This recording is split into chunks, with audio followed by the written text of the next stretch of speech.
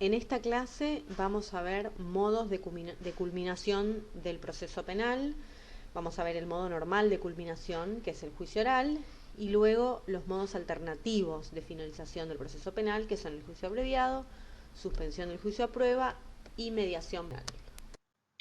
Vamos a ver, en primer lugar, el juicio oral. Nos vamos a basar en la normativa del Código Procesal Penal de la Nación, que es el que está actualmente vigente en el ámbito de la Ciudad de Buenos Aires y de los juzgados nacionales y federales. Hay un Código Procesal Penal Federal eh, que está próximo a entrar en vigencia, pero como actualmente el código que se aplica es el Código Procesal Penal de la Nación, nosotros nos vamos a regir por esa normativa. Entonces, el juicio oral, en términos generales, igual, más allá de las especificaciones de cualquier código procesal penal, es la forma normal de concluir un proceso penal y desde luego va a culminar con una sentencia. Esa sentencia debe sustentarse únicamente en la prueba que se produzca durante el debate. Es decir, ustedes ya vieron la etapa de instrucción, de investigación, donde se colecta toda la prueba con la intención de probar un hecho y una responsabilidad respecto del imputado en la causa o de los imputados. Ahora bien, llegado el momento del juicio oral, toda la prueba que se colectó se va a reproducir en esta etapa y van a intervenir nuevos jueces, otro fiscal. Entonces hay que reproducir absolutamente todo. Se va a citar a los testigos, a los peritos, se va a incluir toda la prueba documental que las partes consideren pertinentes. Después vamos a ver cómo y en qué momento se va a incorporar esa prueba. Pero la idea es que en el juicio oral se reproduzca toda la prueba e incluso existe la posibilidad de incorporar nueva prueba si es que se considera pertinente. Justamente porque la idea de este juicio oral es que se recree todo lo que se dio en la investigación y que haya una comunicación hablada, directa y fluida entre los sujetos del proceso, entre los jueces, el imputado, la querella, los actores civiles, precisamente a través de la forma hablada. Por eso lo que vamos a tener es un debate oral y público. Los principios que deben regir el juicio oral son la oralidad, inmediación, concentración, continuidad y publicidad. Precisamente la oralidad hace posible esta comunicación y esta percepción directa entre las partes, entre sí y entre las partes con el material probatorio. Y precisamente esa relación o esa vinculación directa entre las partes y el material probatorio, en ello consiste la inmediación.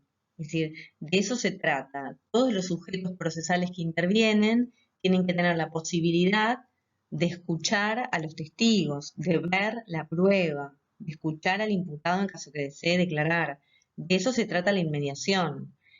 Por eso van a ver que todos los testigos deben declarar y la excepción es la incorporación por lectura de lo que dijeron en la instrucción, justamente por respeto al principio de inmediación. Otro de los principios es la concentración, es decir, toda la prueba y todos los órganos de prueba, es decir, los peritos, por ejemplo, todos deben estar a disposición del tribunal. En esto consiste la concentración. Todo va a estar bajo la órbita de ese tribunal, que es el que va a tomar la decisión final sobre una condena o absolución. Otro de los principios es la continuidad. Es decir, todo se tiene que producir sin solución de continuidad. Por supuesto que se pueden hacer algunos cuartos intermedios, pero van a ver que el código dispone que no puede pasar más de determinado tiempo entre una audiencia y la otra. Es decir, la idea es que esto sea continuo, que se produzca toda la prueba y que los jueces tomen la decisión, depende por supuesto de cada juicio y de cada situación, pero la idea es que esto se lleve a cabo en un plazo razonable donde los jueces todavía recuerden lo que dijo cada testigo. Por eso esta continuidad tiende a reforzar los demás principios que acabamos de ver. Y por último tenemos la publicidad. Es decir, como vemos, es un juicio oral y público. Es público para las partes. Y esto hace a las garantías de este proceso penal. cualquier persona que desee puede acercarse a una sala de audiencias y ver un juicio penal.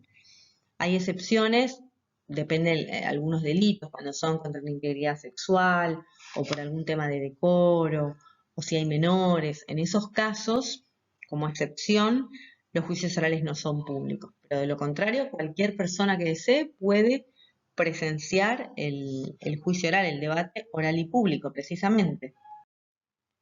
Entonces, cuando ya estamos en la etapa de juicio oral, es decir, que la causa ya está radicada en el tribunal oral, luego de toda la primera etapa, que es la investigación, que tramitó ante una fiscalía y un juzgado de instrucción, luego se eleva la causa a juicio y llega a un tribunal oral.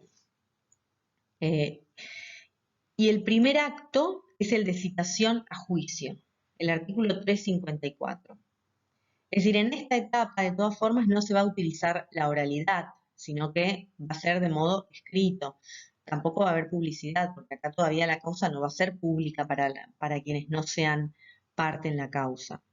Y de hecho tampoco va a estar dada la continuidad porque puede verse interrumpida si se hace instrucción suplementaria, por ejemplo. Entonces, en esta etapa de preparación todavía no se van a dar todas estas características y principios del juicio oral. En estos actos preliminares, entonces, lo que se hace es la citación a juicio. Es decir, se cita a las partes, a la defensa, a la querella, al fiscal, para que en el término de 10 días ofrezcan la prueba y recusen a los jueces si corresponde. Es decir, en el término de 10 días las partes tienen que tomar vista de todas las actuaciones que vienen de instrucción, elegir qué pruebas quieren que se reproduzcan en el juicio. Por supuesto que hay pruebas que la van a pedir tanto la fiscalía como la querella y la defensa, y otra prueba que no, porque si a la defensa no le conviene lo que dijo determinado testigo o lo que indica determinado documento, bueno, la defensa no va a ofrecer esa prueba. Acá la idea es ofrecer toda la prueba que acredita la inocencia en el caso del imputado, claro que el principio de inocencia sigue incólume hasta el dictado de la sentencia condenatoria, desde luego, y hasta que eso quede firme. Pero toda la prueba que acredite la defensa que hizo el imputado va a ser ofrecida por su defensor.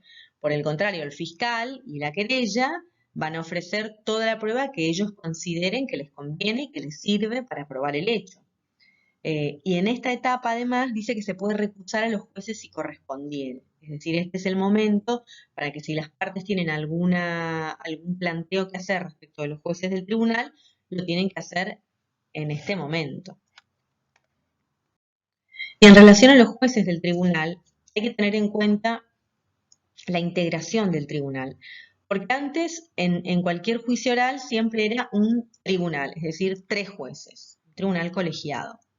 A partir del 2016 se modificó el Código Procesal Penal de la Nación y hay causas donde puede haber un juez, es decir, un tribunal unipersonal.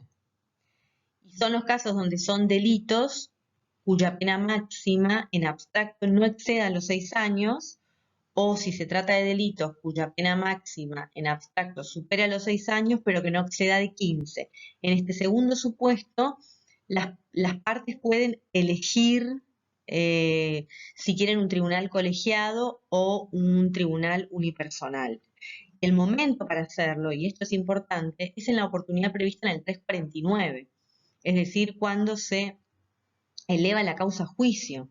En ese momento, si uno está en un delito que está entre este baremo de pena, entre 6 y 15, es el momento para decir si se quiere un tribunal colegiado de 3 jueces o bien si se admite el unipersonal. Si nada se dice, va a ser un tribunal unipersonal. Entonces, es importante porque esto es algo nuevo desde 2016.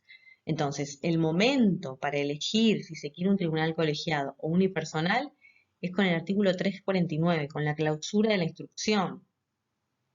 Siempre que estemos, como les dije, en estos delitos, cuya pena máxima en abstracto supere los 6, pero no exceda los 15. Entonces, eso es importante a tener en cuenta para la integración del tribunal, porque nos estamos adelantando en un punto al momento en el que vamos a recusar al tribunal en caso de que no estemos conforme con la conformación, valga la redundancia, de ese tribunal. El segundo momento entonces es el ofrecimiento de prueba. Es decir, la citación a prueba, 10 días nos dan para que revisemos las actuaciones y ofrezcamos las pruebas. Entonces llega el momento del ofrecimiento de la prueba, que justamente lo que se hace es una lista de la prueba que uno cree útil y pertinente. Y también es el momento en el que se puede pedir instrucción suplementaria si hiciera falta, y por supuesto va a quedar a criterio del tribunal hacer lugar o no a esa instrucción suplementaria. Puede ser, no sé, citar algún nuevo testigo que apareció o que se pida citar algún testigo que en su momento no compareció. Eso también se hace en este ofrecimiento de prueba. Es decir, acá se, se ofrece toda la prueba que ya se produjo en instrucción y además se puede ofrecer nueva prueba. Y además se puede pedir instrucción suplementaria, que puede ser una pericia psicológica, una pericia caligráfica, alguna inspección ocular. Bueno, la prueba que la parte considere que no se hizo en instrucción, pero que es importante que se haga, se le puede plantear eso al tribunal. Y después el tribunal va a decidir si lo hace o no. Y luego de este ofrecimiento de prueba, el tribunal saca un proveído de la prueba. Dice, bueno, la fiscalía me ofreció esto, la querella esto y la defensa esto. Bueno, la prueba que yo admito es, y ahí va a decir toda la prueba que admite, la instrucción suplementaria en caso de que ordena, y la prueba que rechaza y las razones por las que rechaza esa prueba. Que justamente el 356 establece que el tribunal puede rechazar la prueba ofrecida que considera que no es útil ni pertinente. Es decir, el 356 dice que el presidente va a ordenar la recepción de la prueba ofrecida y aceptada y puede rechazar por auto, o sea, no es apelable, la prueba ofrecida que evidentemente no sea pertinente o que le parezca superabundante. Y aclara, y esto es importante, que si nadie ofrece prueba, el presidente puede ordenar que se reciba la prueba que considera útil y pertinente. La verdad es que es raro que las partes no ofrezcan prueba. No suele ocurrir, no sé, es muy raro. No es algo que ocurra, pero bueno, está previsto que si las partes no ofrecen prueba, el presidente puede ordenar la incorporación de la prueba que considere útil y pertinente. Y justamente antes del debate, dice el artículo 357, puede ordenar instrucción suplementaria en caso de que considere pertinente o que se haya omitido alguna prueba durante la instrucción. Este auto que admite y rechaza la prueba no es apelable. Lo que se puede hacer si uno no está de acuerdo es hacer una reserva de casación y luego, al recurrir la sentencia, bueno, también plantear como una cuestión más la prueba que se rechazó en esta etapa. Luego vienen las excepciones previas. El artículo, el 358, dice que las cuestiones preliminares tienen que plantearse antes de fijada la audiencia de debate. Y después, el 376 dice que ni bien abierto el debate deben plantearse las cuestiones preliminares. Con lo cual, analizando estos dos artículos, lo que ocurre en la práctica es que las cuestiones preliminares se plantean ni bien abierto el debate. Es decir, se abre el debate, se lee el requerimiento de elevación a juicio y lo primero que se hace, la parte que desea plantear una cuestión preliminar, levanta la mano y plantea esa cuestión preliminar. Ese es el momento, ni bien abierto el debate. Todo va a ser tratado por el tribunal en un mismo acto, a menos que decidan diferir su tratamiento incluso para el momento de la sentencia. Es decir, por ejemplo, si alguna prueba que se denegó en este momento uno vuelve a plantear, que está desconforme con la denegatoria de determinada prueba o con la denegatoria de la instrucción suplementaria, entonces los jueces en ese momento pueden decir que lo van a dejar para tratarlo directamente con la sentencia. Por supuesto uno dice, bueno, pero en el momento de la sentencia no tiene sentido porque ya habrá terminado todo y cuál es el sentido. Pero bueno, funciona así. Pero bueno, ¿cuáles son estas causas o estas causales de cuestiones preliminares? Tiene que ver con la competencia, con la separación del juicio, con la admisibilidad o no de un testigo, de un perito, o con la incorporación de algunos documentos. Es decir, eso más o menos son las cuestiones que se van a tratar como cuestiones previas, preliminares. Así que bueno, luego de esto ya está, caduca el momento. No es que a mitad del procedimiento a mí se me puede ocurrir que tal vez este tribunal es incompetente y lo planteo cuando ya están declarando los testigos. No, el momento es este y es perentorio. Lo que yo no planteé acá como cuestión preliminar, luego no lo puedo hacer. Entonces, luego de introducidas las cuestiones previas, se da inicio, propiamente dicho, al debate. Entonces, el artículo 374, yendo en realidad un poquito más atrás, dice que el día fijado en la sala de audiencias se comprobará la presencia de las partes, de los testigos, de todos los que deban estar, y el presidente le advertirá al imputado que esté atento a lo que va a ver y oír, y va a ordenar la lectura del requerimiento de elevación a juicio. Es decir, esa es la pieza procesal que implica la acusación al imputado en ese momento de inicio del debate. Entonces le va a leer el requerimiento fiscal de instrucción. O en su caso, dice el artículo, el auto de remisión a juicio. Esta aclaración la hacen porque al momento de la clausura de la instrucción, si los imputados plantean cuestiones y piden el sobreseimiento, y el juez no está de acuerdo con ello, lo que va a haber es un auto de elevación a juicio. Es decir, va a haber una resolución por parte del juez respondiendo a los planteos hechos por el imputado en ese momento, y esa es la pieza que se va a leer. Si por el contrario, al momento de la clausura de la instrucción, los imputados no plantean nada, lo que va a haber directamente es el requerimiento de elevación a juicio por parte del fiscal y de la querella. Es decir, se van a leer ambos requerimientos. A veces las partes se conforman con que se lea uno solo, si son similares se hace una remisión, pero la formalidad indica que se deben leer el requerimiento de elevación a juicio tanto de la querella como de la fiscalía. Y con eso se da la apertura del debate entonces. Y el presidente del tribunal es el que dirige el debate, determina quién habla, concede la palabra, ordena las lecturas, es el que pone orden en caso de que en la sala haya alguna cuestión.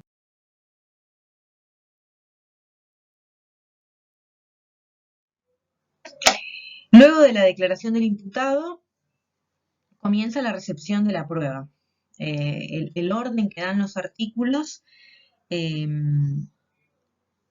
es el de que se toman las pericias, testigos, inspección ocular y lectura de documentos. Es decir, ese es el orden en el que se va a ir recepcionando la prueba durante el debate.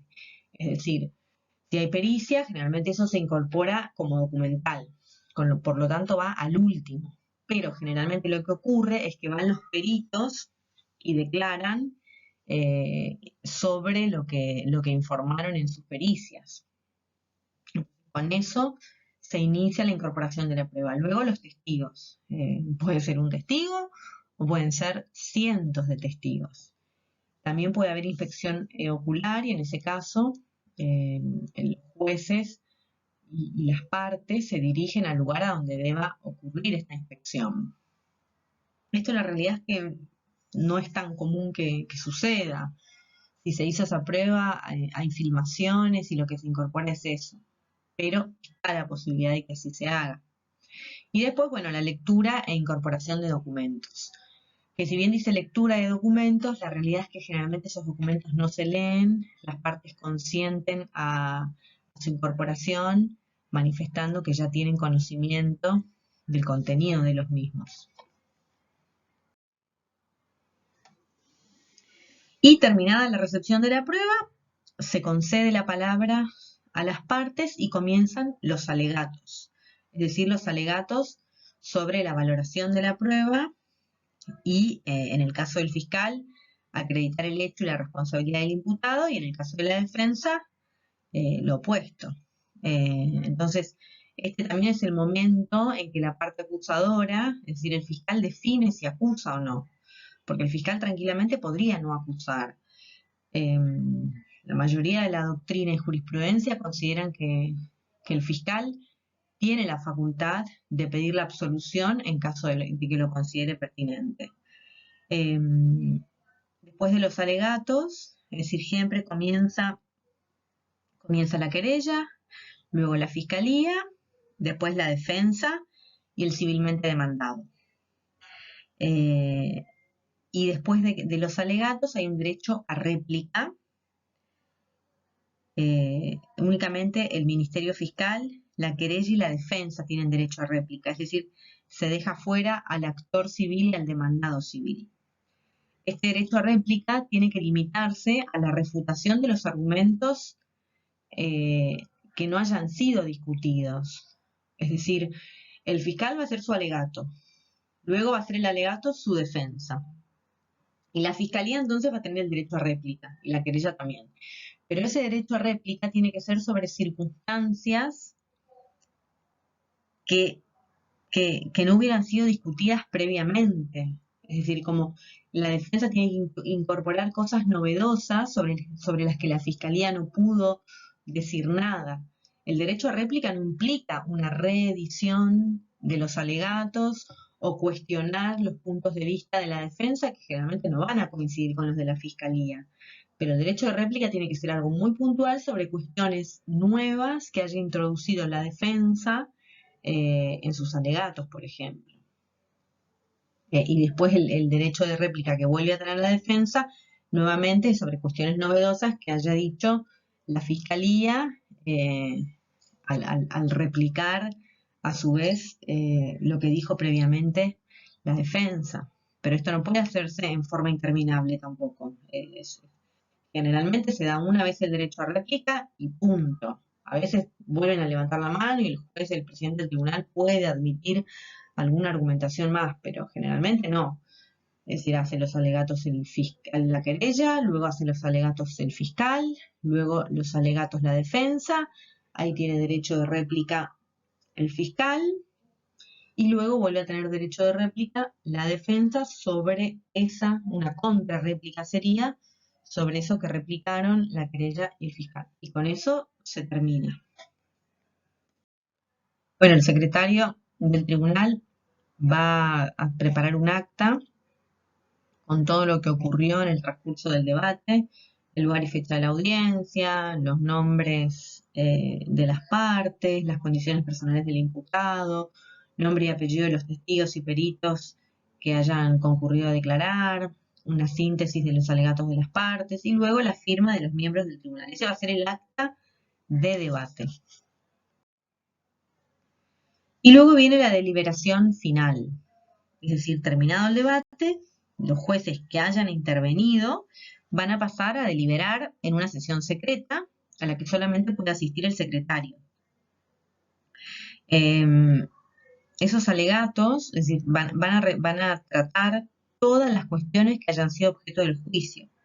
Y en lo posible dice que tiene que seguirse el siguiente orden, que es tratar las cuestiones preliminares, la existencia del hecho, la participación del imputado o de los imputados, la calificación legal, la sanción aplicable y en su caso la restitución o reparación de la indemnización y las costas del juicio. Es decir, sobre eso tiene que tratar la deliberación final, que es lo que precede a la sentencia. La sentencia, entonces, terminado el debate, los jueces pasan a deliberar y luego viene el dictado de la sentencia. Lo que suele suceder es que luego de los alegatos los jueces pasan a deliberar y se dicta el veredicto, es decir, si se absuelve o se condena. Y generalmente los fundamentos se postergan para la semana siguiente. Hay un plazo en el que se pueden días posteriores se pueden dar los fundamentos de la sentencia. Entonces, generalmente funciona así. Es alegatos, deliberación, veredicto y luego se dan los fundamentos de la sentencia. Esa sentencia, por supuesto, tiene que contener la fecha y la hora en que se dicta, los datos del tribunal, el fiscal, de todas las partes, es decir, lo que recién mencionábamos respecto del acta de debate. Bueno, también todas esas constancias tienen que estar volcadas en la sentencia, las condiciones del imputado, todo lo que sirva para identificarlo, la enunciación del hecho, de qué se lo acusó, toda la prueba y el derecho en el que se funde, las disposiciones legales, y luego la parte dispositiva, es decir, el veredicto, ¿no? Y la firma de los jueces y del secretario. Todos estos elementos tiene que tener la sentencia bajo pena de nulidad. Si la sentencia falla en alguno de estos requisitos, bueno, se podrá declarar la nulidad de la misma. El artículo 401 dice que en la sentencia el tribunal puede darle al hecho una calificación distinta de la planteada por el fiscal, incluso cuando ello implique aplicar una pena más grave. En esto hay que tener cierto cuidado porque hay mucha doctrina y jurisprudencia que indican que el tribunal no puede aplicar una pena mayor que la solicitada por el fiscal, porque como el que tiene el dueño de la acción es el fiscal va a poner cierto límite a la acusación. Entonces, si el fiscal no acusa, los jueces no pueden condenar. Y si el fiscal acusa por determinada pena, los jueces no pueden ir más allá de esa pena. Entonces, el 401 plantea esto, pero ojo porque actualmente la mayoría de la jurisprudencia y la doctrina consideran que el tribunal no puede aplicar una pena mayor que la pedida por el fiscal. Y luego el 402 se refiere a la sentencia de absolución. Es decir, cuando se dicta una sentencia absolutoria, inmediatamente se ordena la libertad del imputado en caso de que estuviese detenido y la cesación de todas las restricciones que se le hubieran impuesto hasta ese momento.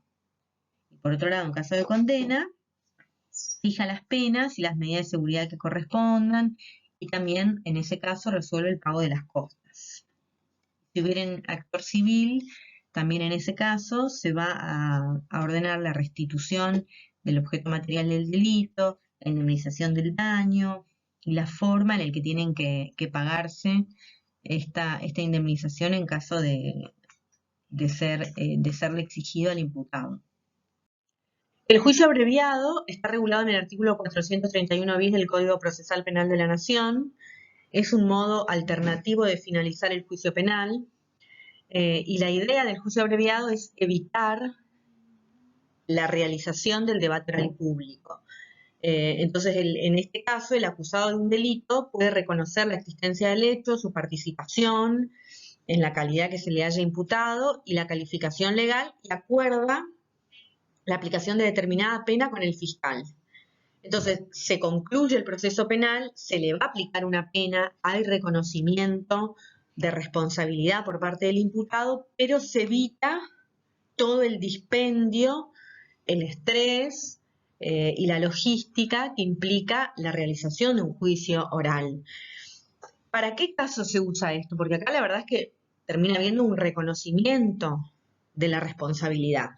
Pero en los casos en que el imputado sabe que va a ser condenado o hay grandes posibilidades, probabilidades de que sea condenado, porque hay mucha prueba, porque la prueba es contundente y sólida, tal vez el imputado prefiere evitar someterse a un juicio oral y público, sabiendo o presuponiendo que tal vez de todas formas va a ser condenado, y prefiere acordar una pena. Generalmente lo que sucede es que en el juicio abreviado con el fiscal se pacta una pena menor a la que recibiría en un eventual juicio penal si es que es condenado por los jueces.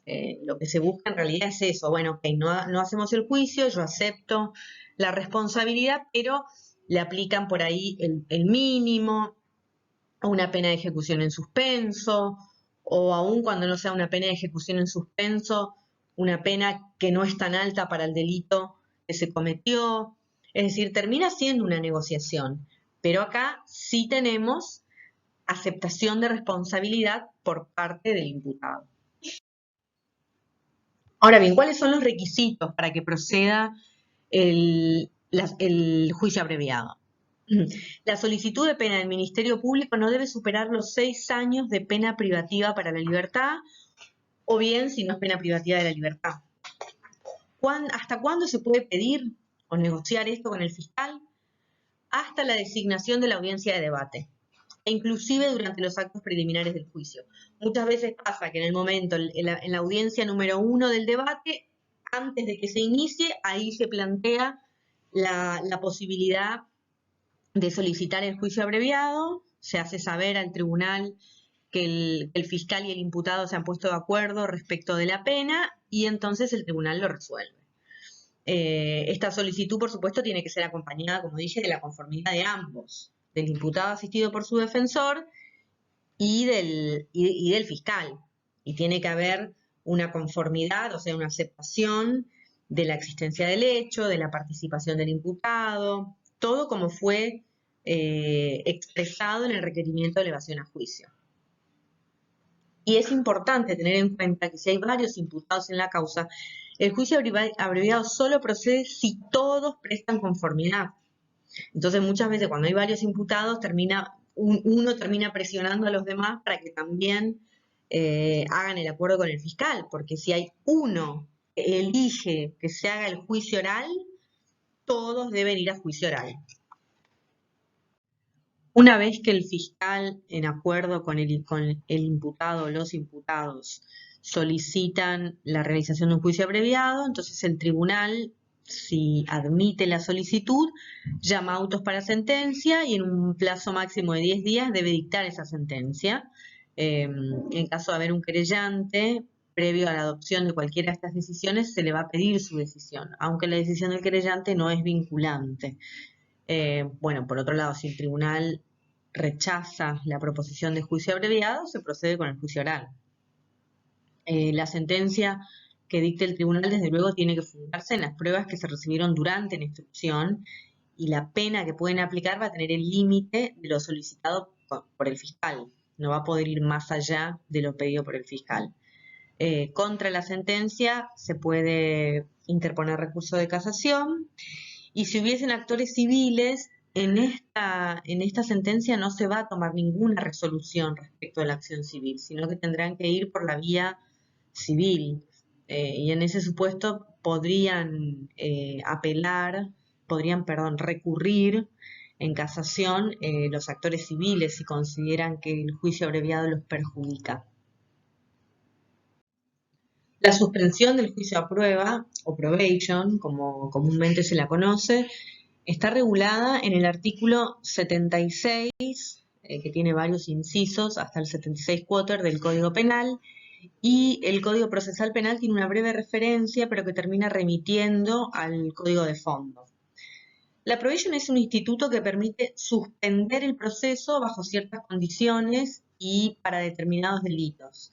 Entonces lo que se suspende es el ejercicio de la potestad punitiva. Es decir, acá no estamos suspendiendo el cumplimiento de la pena, sino que estamos poniendo entre paréntesis el proceso penal. Y es una forma alternativa de concluirlo, ya que una vez que se dan todas las condiciones que impuso el juez al otorgar la probation, se va a extinguir la acción penal y es como si la causa nunca hubiese existido. Y lo bueno de la probation es que no implica ni aceptación, ni reconocimiento del hecho, ni responsabilidad. Es decir, simplemente se suspende el juicio, se pone entre paréntesis la realización del juicio penal, del proceso penal, de la instrucción, de todo el procedimiento. Si se cumplen determinadas condiciones y reglas de conducta que el juez impone, al cabo de ese tiempo y si se cumplió con todo, se extingue la acción penal y es como si la causa nunca existió. Ahora vamos a ver en detalle igual los requisitos, para qué delitos pueden pedirse, qué pasa si uno ya tiene una probation concedida, etc. Como mencioné, el artículo 293 del Código Procesal Penal de la Nación establece que en la oportunidad que la ley penal permita la suspensión del proceso a prueba, es decir, hace una remisión al Código de Fondo, es decir, al Código Penal, el órgano judicial competente podrá conceder el beneficio en una audiencia única, donde se citará a las partes, incluso a la víctima, aunque no se hubiese presentado como querellante, y bueno, y más o menos determina en forma general cuáles son los requisitos. Es decir, el órgano general competente en una audiencia especificará las instrucciones y las reglas de conducta a la que deba someterse el imputado y deberá comunicar al juez de ejecución la resolución a que somete al imputado. Es decir, el Código Procesal lo describe en forma general el Instituto de la Probation, con lo cual tenemos que ir al Código Penal. El artículo 76 76 y más concretamente el 76 bis contienen los supuestos de aplicación del Instituto de la Probation, los requisitos y todas las pautas que delimitan este beneficio. Pero lo vamos a ir viendo con más detalle en las siguientes diapositivas. Los requisitos para que proceda la probation. Bueno, en primer lugar, tiene que haber acuerdo entre el fiscal y el imputado asistido por su defensor. Todo imputado puede solicitar la suspensión del proceso a prueba, pero tiene que haber conformidad del fiscal. Y si hay acuerdo con el fiscal, esto es vinculante para el juez. Es decir, el juez no puede oponerse a la procedencia, salvo que haya un caso de irracionalidad o ilegalidad manifiesta en las obligaciones impuestas o en alguna de las condiciones fijadas en la probation. Pero si la legalidad está bien con esa solicitud, con ese acuerdo de probation entre fiscal e imputado, el juez tiene que hacer lugar a la misma. Por el contrario, a veces pasa que el fiscal es el que no quiere otorgar la probation, entonces uno va ante el juez a pedírselo. Y tampoco se puede hacer eso, porque la verdad que acá el que tiene que tomar la decisión es el fiscal. Si el fiscal no presta su conformidad, tampoco puede haber probation. Entonces, el otorgamiento de la suspensión del juicio a prueba es resorte del fiscal. ¿En qué caso se puede otorgar la probation? Cuando el delito imputado no exceda los 3 años. Y en caso de concurso de delitos, que los mínimos de la pena tampoco superen ese monto expresado. Es decir, el monto de la pena que se imputó, aunque sean varios delitos, que no supere los 3 años el mínimo de ninguno de los delitos. Después vamos a ver cuáles son las limitaciones, es decir, en qué casos no procede la probation. Pero en cuanto a pauta general, este sería el marco, que no exceda los 3 años.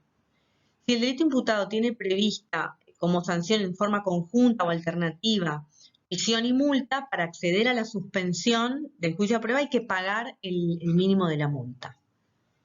Otro de los requisitos es que la persona imputada no haya accedido al beneficio de la probation en los últimos 8 años. Es decir, si ya tiene una probation, tienen que haber pasado 8 años desde que el plazo de la anterior probation caducó. Es decir, no desde que se concedió, sino desde que caducó y se extinguió la acción penal. Desde ese momento tienen que haber transcurrido 8 años para que la persona vuelva a pedir una probation. Por eso, si bien el Instituto de la Probation es útil y es recomendable para cualquier imputado que no tenga antecedentes, porque ese es un requisito también, no poseer antecedentes condenatorios, hay que tener en cuenta que no se puede pedir ilimitadamente. Entonces, si yo tengo muchas chances de defenderme en esa causa penal o realmente es un disparate lo que me están imputando, me conviene ir por ese lado y no gastar la carta de la probation, porque después si tengo un problema serio no la voy a poder usar. Y como les mencioné recién, el otro requisito es no poseer antecedentes condenatorios. Antecedentes se considera una condena firme. Y antecedente condenatorio es una pena de ejecución condicional, también se considera ya como antecedente. Entonces, dado todos los requisitos para solicitar la probation, de la petición debe ser formulada, como dije, por el imputado y su defensor, si tienen el acuerdo con el fiscal. ¿Hasta cuándo se puede pedir la suspensión del proceso a prueba? Por la forma en que está redactada se entiende que es hasta el momento de la clausura de la instrucción, es decir, mientras dure la instrucción. Cuando ya el juez considera que está clausurada la instrucción y corre vista a la fiscalía de la querella, ya en ese momento no se puede pedir más la probation. Esta es la interpretación que se hace siguiendo el texto. Sin embargo, la mayoría de los tribunales admiten la solicitud incluso estando fijada la audiencia de juicio, es decir, la audiencia de debate, siempre que no se haya dado inicio al debate. Sin embargo, inclusive ha pasado que en la primera audiencia, como cuestión preliminar, se plantea la posibilidad de una probation y de todas formas se concede la probation. Pero bueno, ya es más, es más arriesgado ir por ese lado. lo más conservador sería, si se quiere pedir la probation, antes de que se fije la audiencia de debate. Eso sería lo mejor en la etapa de citación a prueba, antes del ofrecimiento de prueba, en esos 10 días, en todo caso, intentar lograr una probation y eventualmente si la probation no funciona y sí ofrecer prueba. O inclusive a veces lo que uno hace es por las dudas ofrecer prueba, por si por algún motivo la suspensión del juicio a prueba no se concede o no funciona o esa posibilidad se cae, tener por lo menos prueba ofrecida para ir al debate con herramientas. Entonces, si uno llega hasta esa instancia y todavía no plantea una probation, el momento para hacerlo, lo más lógico sería que sea en esa etapa de citación a prueba, ofreciendo prueba de todas formas e intentando ir por la vía de la probation. ¿Qué rol tiene la víctima en el trámite? Van a ver en los libros que dicen que la víctima tiene un rol protagónico porque es consultada, participa de la audiencia, se le pregunta su opinión sobre la conformidad del otorgamiento de la probation, sobre la reparación del daño. Sin embargo, la realidad es que la opinión de la víctima no es vinculante.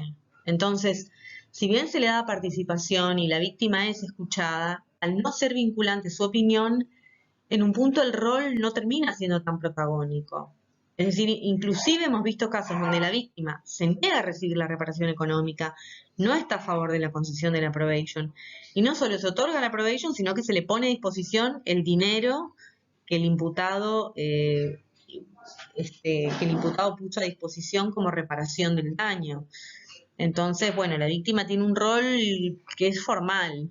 Hay algunos fiscales, de todas formas, hay que admitirlo, que realmente escuchan con seriedad a la víctima y cuando la víctima no quiere la probation, avanzan con el juicio oral. Pero no es la regla y tampoco es lo que impone la ley.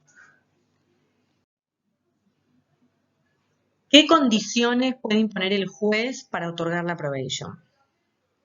Es decir, puede disponerse por un plazo de 1 a 3 años y el término lo fija el juez de acuerdo a la gravedad del delito. Y además de darle ese plazo, el imputado le va a poner ciertas pautas de conducta. La más importante es que no cometas nuevos delitos y después algunas reglas de conducta. Fija residencia, someterse al patronato de liberados, realizar tareas comunitarias, realizar algún taller para rehabilitarse. Es decir, las pautas de conducta son de lo más variado. Generalmente lo que se ofrece es que el imputado realice tareas comunitarias en algún hogar o en Cáritas o en alguna fundación. Hay talleres contra la violencia o talleres para manejar correctamente. En algunos casos, cuando hay situaciones de discriminación, se los hace concurrir al Museo del Holocausto. Es decir, las pautas pueden ser de lo más variadas y depende del criterio de cada juez. Y acá, ¿cómo funciona? Vimos que en el trámite una vez que hay acuerdo con el fiscal, el defensor con el imputado presentan un escrito solicitando la probation.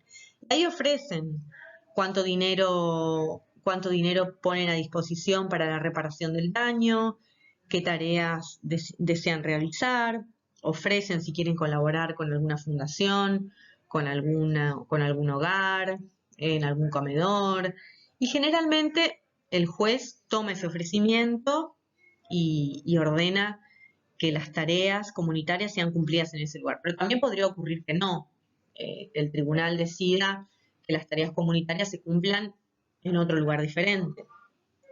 Y esas tareas comunitarias son ordenadas en horas. Por ejemplo, que la probation se concede por 1 año y tiene que realizar 240 horas de tareas comunitarias, no cometer delitos, fijar residencia y reparar el daño haciendo una donación, por ejemplo, al Hospital Garraham o a Cáritas, etc. Esas suelen ser las pautas que se dan para conceder alguna probation. Desde luego que después la reparación económica del daño va a depender de la capacidad económica del imputado. ¿Y qué pasa? Muchas veces hay delitos de contenido patrimonial donde este ofrecimiento termina siendo simbólico. Entonces tal vez el imputado ofrece 1.000 pesos, 3.000 pesos, 5.000 pesos, que económicamente no es nada, más cuando se trata de un delito de contenido patrimonial y tal vez hubo algún tipo de defraudación o de estafa. Y lo que uno termina viendo es que no hay relación entre la reparación económica que se plantea en la probation con el daño económico que provocó el delito. Y este es un callejón del que no se puede salir, porque cuando el fiscal está de acuerdo con el imputado, ¿no? Si uno está del lado de la querella o uno es víctima, uno está viendo que la reparación económica que se está ofreciendo es irrisoria y de todas maneras la probation se concede porque es en la medida de las posibilidades. Entonces la medida de las posibilidades termina siendo algo absolutamente subjetivo del imputado que va a decir no tengo más que esto es lo que puedo ofrecer y generalmente se lo considera razonable. Hay muy pocos casos donde el fiscal realmente le exige una reparación del daño más acorde al delito. Lo que sí puede ocurrir es que si además de una causa penal hay una causa en el ámbito privado, una causa laboral o un reclamo civil o comercial, a veces como pauta de la probation se puede ofrecer se puede exigir el desistimiento de esa causa laboral, comercial o civil por parte del imputado, ¿no? Entonces el querellante o la víctima dice, bueno, está bien, yo acepto que se otorgue la probation, pero entonces que el imputado desista del reclamo que tiene en sede laboral, civil o comercial. Eso a veces se ve y funciona como un acuerdo para que ambas partes estén conformes. La probation no puede aplicarse en los casos de delitos cometidos por funcionarios públicos, tampoco respecto de delitos reprimidos con pena de inhabilitación.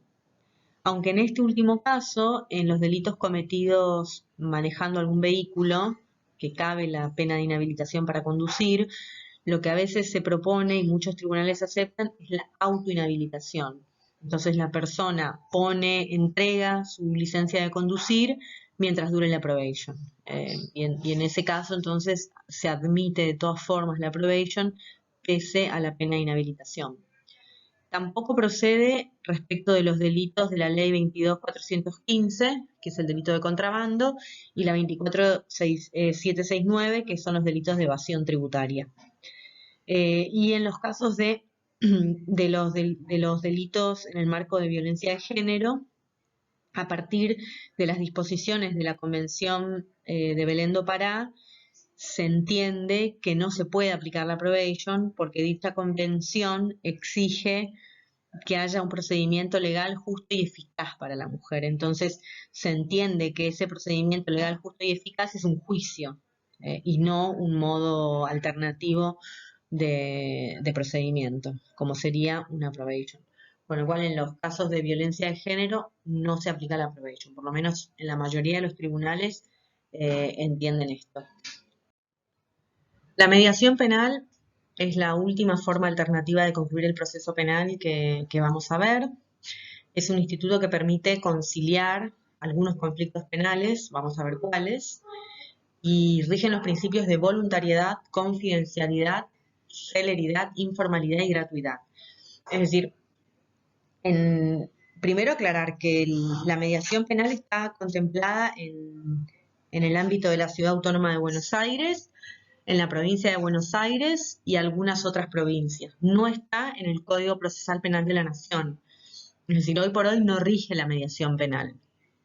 De todas formas, tanto en Cava como en provincia de Buenos Aires van a ver que la mediación penal es voluntaria. Es decir, tanto el imputado como la víctima tienen que aceptar someterse a ese procedimiento de mediación penal. Hay confidencialidad. Todo lo que se diga en esas reuniones, en esas audiencias de mediación, queda en secreto, no se toman constancias por escrito. Se trata, por supuesto, de que haya celeridad, de que se fije una audiencia, si no se arregla otra, y si no hay un acuerdo, que ya se cierre y se pueda seguir con el proceso penal. Y después esto de informalidad tiene que ver con que son reuniones donde las partes van a charlar, van a conversar con un mediador que va a tener, por supuesto, un punto de vista objetivo, imparcial, y esto va a ser absolutamente gratuito. Si se observan la ley de mediación de Cava y de la provincia de Buenos Aires, tienen bastantes similitudes en cómo funciona. En el caso de la ciudad de Buenos Aires, mediante la ley 2452, dictada en el año 2007, se incorporó el artículo 204 al Código Procesal Penal de la Ciudad Autónoma de Buenos Aires y se le dio la facultad al fiscal para proponer al imputado y a la víctima solucionar su conflicto a través de la instancia de mediación. ¿Para qué delitos se admite la instancia de mediación? Para los delitos de acción pública o privada, con ciertas limitaciones, ya que no procede en causas dolosas relativas al capítulo 1 de delitos contra la vida, es decir, homicidios dolosos. Tampoco se admite para delitos contra la integridad sexual. En el caso de las lesiones, se hace la salvedad de que si son lesiones del artículo 91, si se efectúan dentro del grupo familiar conviviente, no se puede aplicar la probation. Es decir, si son supuestos de violencia de género y hay lesiones graves, no procede la probation. Y otro de los límites es que si la persona ya se sometió a una mediación penal e incumplió un acuerdo y no hayan transcurrido 2 años, en ese caso tampoco puede volver a solicitar un procedimiento de mediación. Y acá lo importante es que tienen que estar de acuerdo tanto el imputado como la víctima para someterse a la mediación. Si no hay acuerdo por ambas partes, no se los obliga. Esto no pueden compeler a que vayan a la audiencia de mediación. No es como cuando citan al imputado a indagatoria o en el caso del ámbito de la Ciudad de Buenos Aires a la audiencia de imputación, que si no se presenta lo van a buscar por la fuerza pública. En la etapa del procedimiento de mediación, por supuesto no interviene el fiscal, sino que va a intervenir un mediador. Se envía a la oficina de mediación y la causa sale del ámbito del fiscal mientras dura el proceso de mediación. Entonces, en esas audiencias es voluntaria la comparecencia. Y en el ámbito de la provincia de Buenos Aires es similar, nada más que ahí está a cargo de lo que se llama ORAC, que es la Oficina de Resolución Alternativa de Conflictos. Entonces, acá funciona el fiscal, si ve que es un delito de los que pueden ser objeto de mediación, lo deriva a la ORAC y la ORAC entonces comienza este procedimiento de mediación. ¿Qué causas pueden ser objeto de mediación en el ámbito de la provincia de Buenos Aires? Causas vinculadas con hechos suscitados por motivos de familia y causas de contenido patrimonial. Estas son como las pautas generales que da la ley. Es una ley del año 2006. Por eso al revés, ¿no? En Cava sacaba de la mediación penal los supuestos de violencia familiar, ¿no? De conflictos entre familiares. Y por el contrario, en provincia de Buenos Aires, la mediación penal está pensada para la conflictiva familiar. Pero no procede si las víctimas son menores, si los imputados son funcionarios públicos. Vuelve a decir esto de causas dolosas en el capítulo 1 de los delitos contra la vida, que son los homicidios dolosos. Excluye también los delitos contra la integridad sexual y excluye los delitos establecidos en el título 6, capítulo 2, que son varios supuestos de robo. También quedan excluidos los delitos del título 10, que son delitos contra los poderes públicos y el orden constitucional. ¿Qué efecto tiene la mediación penal? Vamos a ver que si hay acuerdo definitivo, se archivan las actuaciones. Y si hay un acuerdo con condiciones, es decir, que se hace un acuerdo y hay algunas pautas que tienen que seguir las partes, ese archivo queda sujeto al cumplimiento de esas condiciones. Entonces, en los acuerdos en que las partes dieron enteramente por satisfechas sus pretensiones, el fiscal archiva las actuaciones. Y en los casos en que se pacta alguna obligación por parte de las partes, queda abierta la causa, archivada, sujeta a que se cumplan estas condiciones en el ámbito de la oficina de mediación o bien de la ORACSIS, provincia de Buenos Aires.